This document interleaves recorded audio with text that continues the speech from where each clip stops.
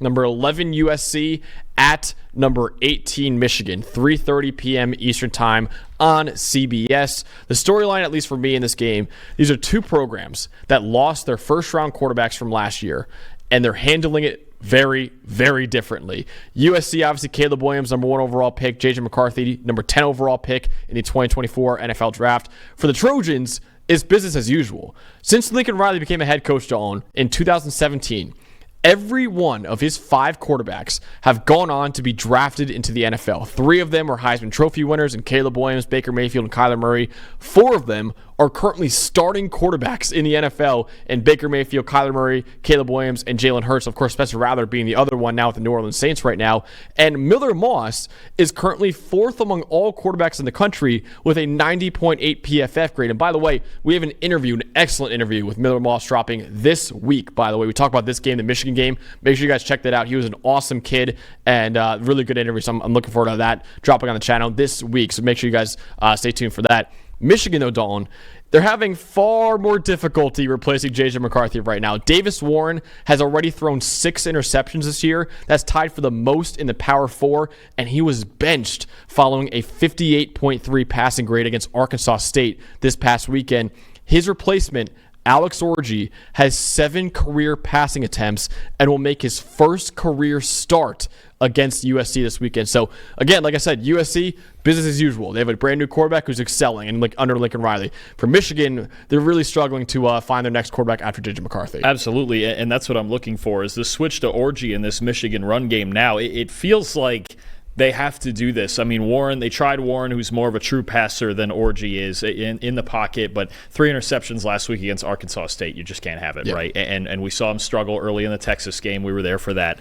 I think they've just accepted this early that if they're not going to find much in the passing game, let's just run the ball just about every play and just run it down people's throats. We're run blocking better than we're pass protecting. We've got 2 good backs in Kalel Mullings and Donovan Edwards. Alex Orji's more of a rushing threat than Davis Warren is. They almost have to do this just because they can't throw the football. There is nothing in their passing game that's working. They got a big first game out of Colston Loveland. He's their only credible threat out there, and maybe they can still find some play action work to him. But right now, the entire Michigan passing game is pretty dysfunctional. So you look now at this matchup versus USC, and you're getting a USC run D that's pretty improved. Last year, they were 60th in the Power 5 in EPA per rush allowed. This year, they're 35th, closer to average. And honestly, if you have a Lincoln Riley offense and an average defense, you're going to win a lot of football games. Yeah. You just can't be as bad as they were last year. They're tackling better. They're fitting things better. Still some things to work on. They don't have a whole lot of superstar talent in their front 7, but they're playing a lot better. And one thing I'm looking for is D'Anton Lynn. There's not too many college coaches that go to this anymore. Illinois does it, actually, but 5-man front. And Lynn kind of swaps between a 5-man and a 4-man front. And from what I've seen, especially in that LSU game, when they get in that 5-man front,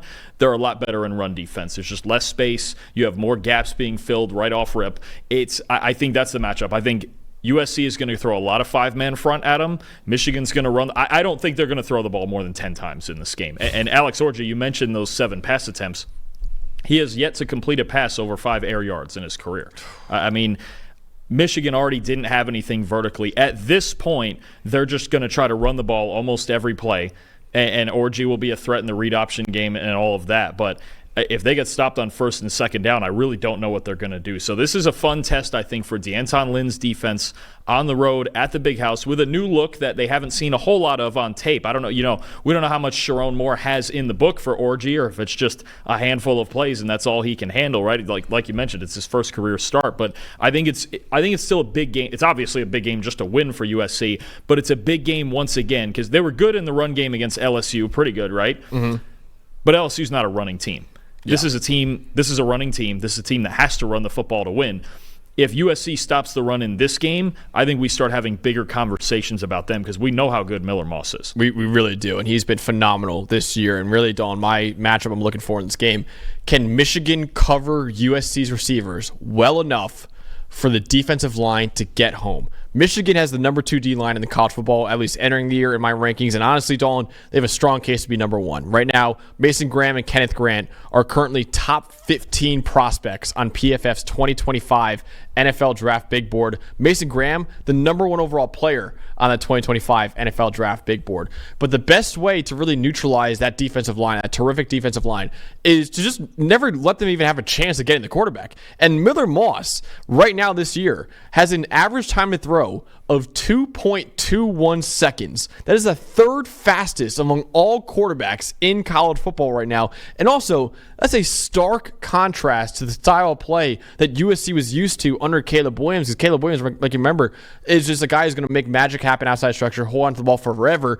Miller Moss is not doing that. He's running Lincoln Riley's offense with precise timing and precise accuracy. So really, Michigan in this game is going to need their defensive backs to cover USC's receivers long enough to let Mason Graham and Kenneth Grant and the Wolverines' other star pass rushers like Josiah Stewart and such to get home. And Will Johnson, I will say, is a superstar. But Michigan is still only 79th in the country with a 73.4 coverage grade this year. So Will Johnson is really locking down one side of the field, but Michigan's had problems just defending every other side of the field right now. And yeah, I think that, Miller Moss and those stable of weapons they have, it's not like it's just an Arizona passing game where it's one receiver you got to keep an eye on for. They have a bunch of receivers that that Miller Moss can go to there. So I think Michigan's secondary's got to step up in this game and allow Mason Graham and Kenneth Grant to go. I mean, that matchup against Jonah Monheim is must-see. I can't wait to watch that, but they need to cover them long enough to make Miller Moss pause for just a second and allow the pass rush for Michigan to get home, because otherwise, I think USC's got a clear advantage offensively in this game. Yeah, I mean, or the other question is, do you do they've done in some other games, and do you man up and just try to blitz him and get to Moss before he can find that timing and before he can find those guys outside? I mean, the one thing I noticed in the Texas game, and if you don't think Lincoln Riley saw it, he sure did. Yep. 9 of the first 10 Texas passes went away from Will Johnson, and they only targeted Will Johnson once that whole game. Look, if you can't beat him, then don't. Yeah. Then don't even try it. Just go to the other side, attack somebody else, attack linebackers, work play action. Just don't bother. Don't bother with Will Johnson. He's best corner in the country. There's really not a point in throwing at him over and over and over, right? And they don't really. I wouldn't say, for as much talent as they have at receiver, I wouldn't say that there's a guy that's going to go out there one-on-one and beat Will Johnson. It's not worth it. But I think Lincoln Riley he probably is very intrigued in that Texas tape that we saw from a couple of weeks ago, that the strategy was 2 things. 1, don't throw at Will Johnson, and get into tempo, because this Michigan D-line, you mentioned it, it's really, really good. It's a top 3 unit in the country, but it's not as deep as it was last year. And those guys, when Texas started going in hurry up, they started to wear out a little bit. We could see it from the press box. Honestly, Graham and Grant, it was either they're out there tired, or the backups come in and there's a big drop-off from those 2 guys. So I would expect Lincoln Riley to look long and hard at that Texas tape for this game. I love, that was one thing that really impressed me in that Texas game with Steve Sarkisian. Whenever Graham and Grant were out, he immediately went no huddle, and they were not allowed to get back on the field. Like, I was keeping an eye on Mason Graham on the sideline, and after every play, he was trying to get in, and then he was like, nope, it's no huddle. I can't get in now. So that was really impressive. Maybe Lincoln Riley takes a page out of Sark's playbook and does that against Michigan in this game. Dalton, ultimately, does Michigan lose once again at home to a ranked team, or do the Wolverines get back on track? I'm taking USC. I think that Steve Sarkisian Texas performance, I think, is going to help Lincoln Riley a lot with his strategy on offense in this game, and I think Miller Moss understands that there's no reason you have to force this. This game might start out a little bit slow. Michigan's defense will be fresh at the beginning. They're coming off a pretty good week, right? This is a moment where USC, they just have to understand the game that they're in. And Michigan is one-dimensional. That's actually the biggest thing for me. They're just one-dimensional. Last week, they ran for 309 yards on Arkansas State.